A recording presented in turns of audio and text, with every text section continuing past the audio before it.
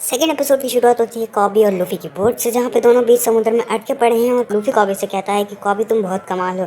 इससे पता चलता है कॉबी बोट को नेवी बेस सिटी में ले जा रहा है और लूफी जोर जोर से हंसने लगता है। फिर कॉबी कहता है लूफी, हंसने का वक्त नहीं है, क्या तुम सच्ची में जोरो को हमारी टीम में शामिल करने वाले हो?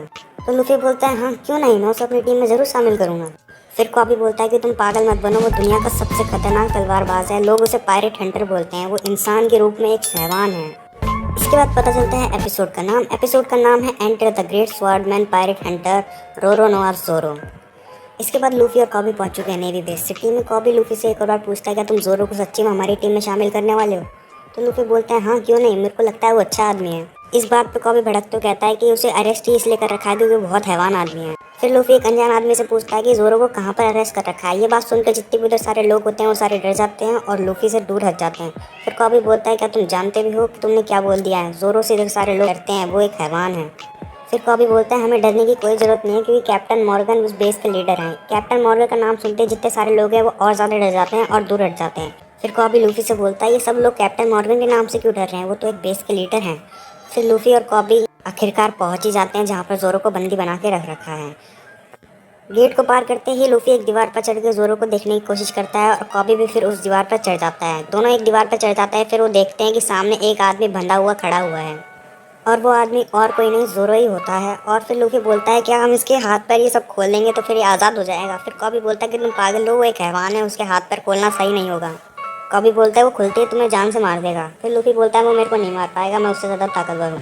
जोरो सब ये सुना और देख रहा होता है और बोलता है कमीनो तुम यहाँ से चले जाओ। इतने में एक छोटी सी बच्ची उस दीवार पर आ जाती है और लूफी और कॉबी उसे देखते रह जाते हैं। वो बच्ची दीवार कूद के जोरो के पास भगती चली जाती है।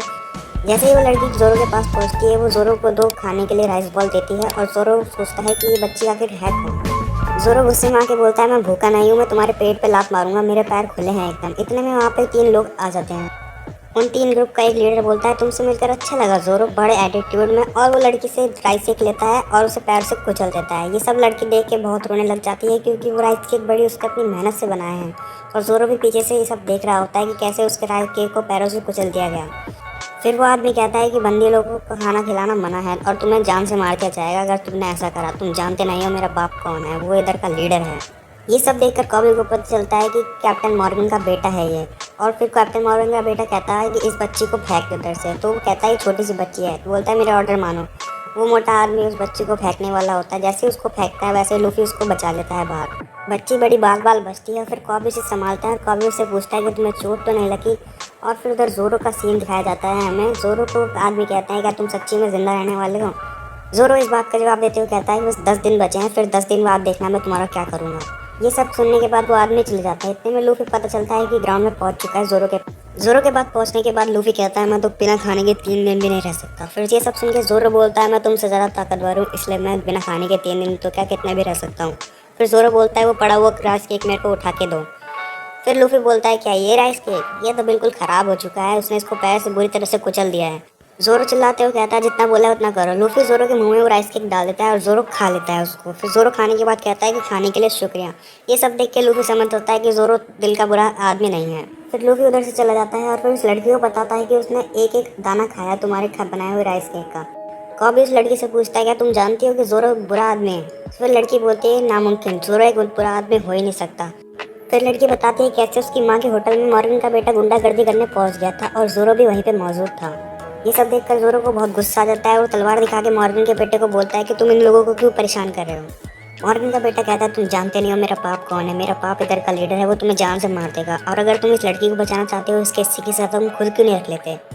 फिर वो जोरो कहता है ठीक है, इसके हिस्से की सजा मैं खुद रखूँगा और बिना खाना पानी के रहूँगा। वो लड़की लूफी को रोते रोते ये सब बताती है कैसे उसकी जान बचाने के लिए और उसकी माँ की जान बचाने के लिए जोरो ने ये सब किया। फिर हमें प्रेजेंट टाइम का सीन बताया जाता है जहाँ पे मॉर्गन का बेटा वापस गुंडागर्दी करने पहुंच चुका है उस लड़की के होटल में प्रेजेंट टाइम में, और वो होटल में ऑरेंज बाल वाली लड़की भी है। मॉर्गन का बेटा उधर सब कहता है कि जोरो को कल मैं मार दूंगा जान से, उसको 10 दिन भी जिंदा नहीं रहने दूंगा। और फिर लूफी ये सब देख रहा होता है गुस्से में। जोरो को मारने की बात सुनकर लूफी को इतना तेज गुस्सा आता है कि वो एक मॉर्गन के बेटे के बहुत तेज पंच मारता है और उसे वहीं पे डाउन कर देता है। पीछे से कॉबी आता है और लूफी को संभालता है और फिर मॉर्गन का बेटा रोते रोते कहता है कि तुम मेरे बाप को जानते नहीं हो, मैं भी तुम्हें भी मरवा दूंगा उससे कह के। इतने में हमें जोरो का सीन दिखाया जाता है जहाँ पे जोरो बहुत ही दुखी है और हमें पास में जी रहा है, जहाँ पे वो पास में देख रहा है जोरो है और एक है ना नीले बाल वाली लड़की है। वो दोनों तलवारबाजी कर रहे हैं और हमेशा की तरह नीले वाली लड़की जोरो को हरा देती है और जोरो से बोलती है कि तुम्हें और ताकतवर बनने की ज़रूरत है। अपनी ये पुरानी बातों को याद करके जोरो बहुत दुखी हो जाता है और अचानक से एकदम खुश हो जाता है और बोलता है मैं यहाँ पे नहीं मर सकता। अचानक से ग्राउंड में वापस लूफी आ जाता है और जोरो बोलता है तुम वापस कैसे आ गए। जोरो बोलता है तुम्हारे पास आखिर में कितना फ्री टाइम है। तो लूफी बोलता है मैंने डिसाइड कर लिया है कि तुम मेरे क्रू में भर्ती हो रहे हो, मैं तुम्हें अपने क्रू में भर्ती करूंगा। लूफी की बात सुनकर जोरो एकदम भड़क जाता है और बोलता है आखिर तुम होते कौन हो अपने हिसाब से फैसला लेने वाले कि मैं तुम्हारी टीम में आऊँगा या नहीं। फिर बोलते हैं अरे हाँ तुम तो तलवार से लड़ते हो ना, अगर मैं तुम्हारी तलवार तुम्हें वापस ला दूँ तो तुम मेरी टीम को ज्वाइन करोगे। फिर जोरो वापस गुस्सा होता है, बोलता है मैं नहीं करूँगा। फिर लूफी भगते हुए बोलता है मैं तुम्हारी तलवार अभी लेके आता हूँ। फिर जोरो बोलता है तुम गलत दिशा में जा रहे हो। तो ये बात सुनकर लूफी अपने अंदाज में अपने हाथ लंबे करता है और दूसरी डायरेक्शन में चला जाता है। ये सब देख के जोरो हैरान हो जाता है कि आखिर ये इंसान भी है या क्या है। इसके बाद नेवी बेस का सीन दिखाया जाता है जहाँ पे एक स्टैचू को रस्सियों से उठाया जा रहा है। उसके बाद मॉर्गन का बेटा चिल्लाते हुए आता है कि एक बंदे ने मेरे पे हाथ उठाया। मॉर्गन का बाप इसको सुन के बहुत गुस्सा होता है, बोलता है कि तुम पिटने लायक ही हो। फिर मॉर्गन का बाप बोलता है मैं उम्मीद करता हूँ तुमने उस छोटी बच्ची को मार दिया होगा। फिर मॉर्गन का बेटा बोलता है क्या तुम पागल हो गए, वो छोटी सी बच्ची को मार के सिर पे पाप कौन लेना चाहेगा। फिर मॉर्गन का बाप अपने सैनिकों को ऑर्डर देता है और बोलता है छोटी सी बच्ची को जल्दी से मार के आओ। फिर लूफी को दिखाया जाता है जो जोरो की तलवार ढूंढते ढूंढते यहाँ तक पहुँच गया। लूफी अपने हाथ लंबे करता है और बेस की छत पे पहुँचा देता है। लूफी फिर गम गम करता है और थोड़ा ज़्यादा जोर लगा देता है, इसलिए वो हवा में उड़ जाता है। लूफी को ऐसे हवा में उड़ते देखते उधर जितने भी सारे लोग और सैनिक होते हैं वो सारे हैरान हो जाते हैं, बोलते हैं ये कहाँ से आ गया। लूफी की वजह से उस स्टैचू का दूसरा हिस्सा पूरी तरह से टूट जाता है और तबाही मच जाती है। और फिर लूफी उसको देख के बड़े परेशान होता है और बेस के लीडर को बोलता है सॉरी। ये सब देखकर और ये सब सुनकर और लूफी का सॉरी सुनकर जो मॉर्गन का बाप जो कि बेस का लीडर है बड़ा गुस्से में जाता है और उस लूफी को मारने का ऐलान देता है। इतने में लूफी उसको ढूंढ लेता है मॉर्गन के बेटे को और बोलता है मेरे साथ चलो और जोर की तलवार बताओ कहाँ पर रखी है। और लूफी मॉर्गन के बेटे को लेकर वहाँ से भाग जाता है। दूसरा सीन हमें दिखाया जाता है वो ऑरेंज बाल वाली लड़की का जो जांच पड़ताल कर रही है और जासूसी कर रही है। फिर हमें सीन दिखाया जाता है जोरो का, जहाँ पे कॉबी जोरो को खोल रहा है और बोल रहा है कि लूफी तुम्हारी जान बचा रहा है और तुम्हें भी लूफी की जान बचानी चाहिए क्योंकि वो बहुत ही अच्छा आदमी है। कॉबी जोरो से बोलता है कि तुम्हारे लिए लूफी ने नेवी को अपना दुश्मन बना लिया और नेवी वाले लूफी के पीछे पड़े हैं।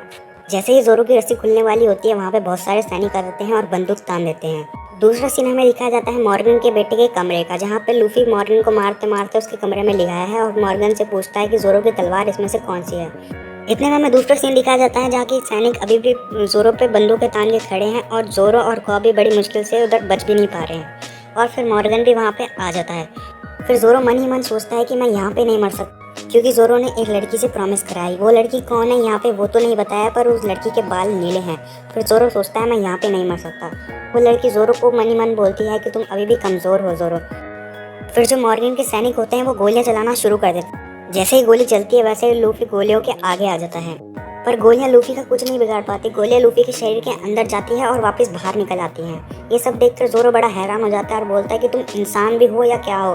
कॉबी भी इस बात से बड़ा हैरान है कि गोलियां भी लूफी का कुछ नहीं बिगाड़ सकती। बड़े शौक में आकर जोरो पूछता है कि आखिर तुम हो कौन। फिर लूफी बोलता है मेरा नाम है मंकी डी लूफी, जो इस दुनिया का पायरेट किंग बनने वाला है। जैसे ही लूफी अपना डायलॉग बोलता है वैसे ही सेकंड एपिसोड भी खत्म हो जाता है।